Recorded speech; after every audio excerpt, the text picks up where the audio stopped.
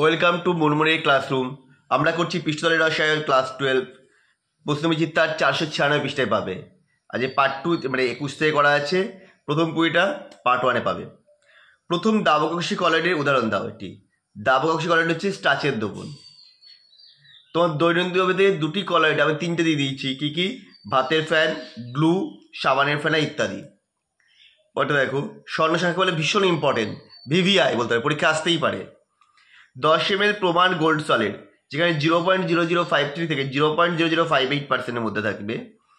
1 ml 10% NaCl দ্রবণ যোগ করলে বর্ণের যে পরিবর্তন হয়, কী পরিবর্তন হয়, লাল থেকে নীল, তা প্রতিরোধ করতে সর্বনিম্ন যত মিলিগ্রাম সংরক্ষক কলয়েডের প্রয়োজন হয় তত মিলিগ্রামের সংখ্যাকে ওই সংরক্ষক কলয়েডের স্বর্ণ সংখ্যা বলে।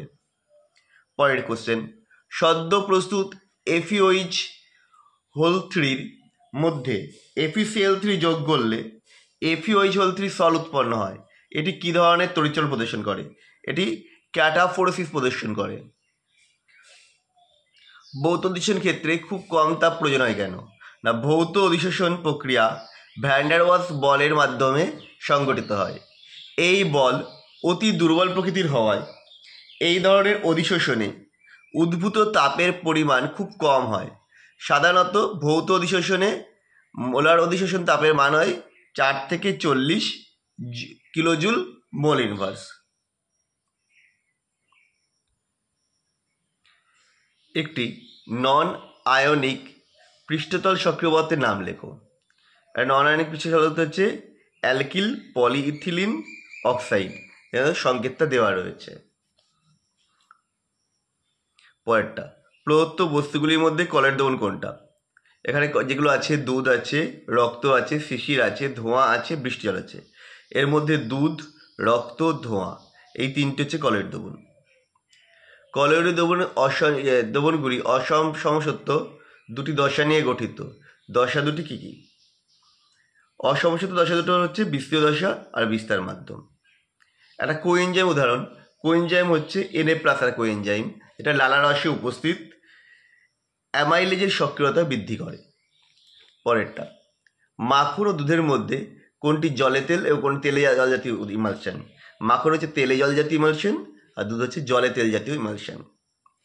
বায়ুকে দূষণমুক্ত করার জন্য যে ককটেল অদক্ষেপ যন্ত্র ব্যবহার করা হয়, সেখানে কী প্রক্রিয়া হয়, সেটা কোন প্রক্রিয়া সম্পন্ন করা হয়? এখানে কলয়েডকে তড়িৎ প্রশমন করে বা আধানমুক্ত করে তঞ্চন ঘটানো হয়। পরেরটা, SO2 + হাফ O2 আর SO3 এই প্রক্রিয়ায় সমসত্ব অনুঘটকের নাম।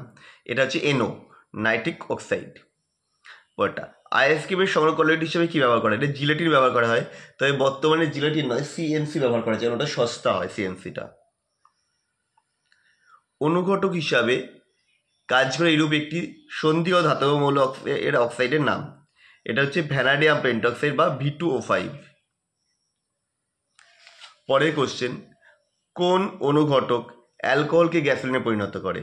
এটা ZSM5 হবে, এটা জিওলাইট, যা অ্যালকোহলকে গ্যাসোলিনে পরিণত করে। এটি ক্যাটায়নিক পৃষ্ঠ সক্রিয় পদার্থের নাম। এটা হচ্ছে সিটাইল ট্রাইমিথাইল অ্যামোনিয়াম ক্লোরাইড, সংকেত C16 H33 CH3 whole 3 N plus Cl-। But চামড়াকে ট্যান করলে চামড়া শক্ত যায় কেন? না, পশুর চামড়া কলয়েডীয় প্রকৃতির, এটির ধনাত্মক আধানগ্রস্ত। অন্যদিকে ট্যানিনও কলয়েড প্রকৃতির এবং এর কণাগুলি ঋণাত্মক আধানগ্রস্ত।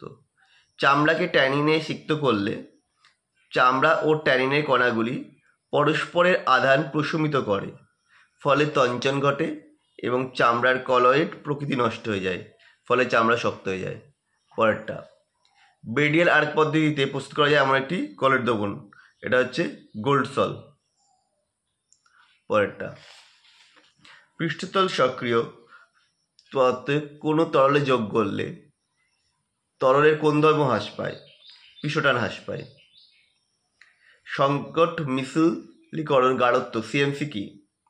মিশ্রিত গঠনকারী কোনো পদার্থের দ্রবণের ক্ষেত্রে এমন একটি সর্বনিম্ন গাঢ়ত্ব পাওয়া যায় যে গাঢ়ত্বের ঊর্ধ্বে দ্রবণের মিশ্রণ গঠিত হয়। এই গাঢ়ত্বকে সংকট মিশ্রীকরণ গাঢ়ত্ব বা সিএনসি বলে। তো আমাদের ভিডিওটা আজকে মোটামুটি শেষ হয়ে গেল। তোমাদের কেমন লাগলো কমেন্ট করে জানাও। আবার দেখা হবে নেক্সট ভিডিওতে।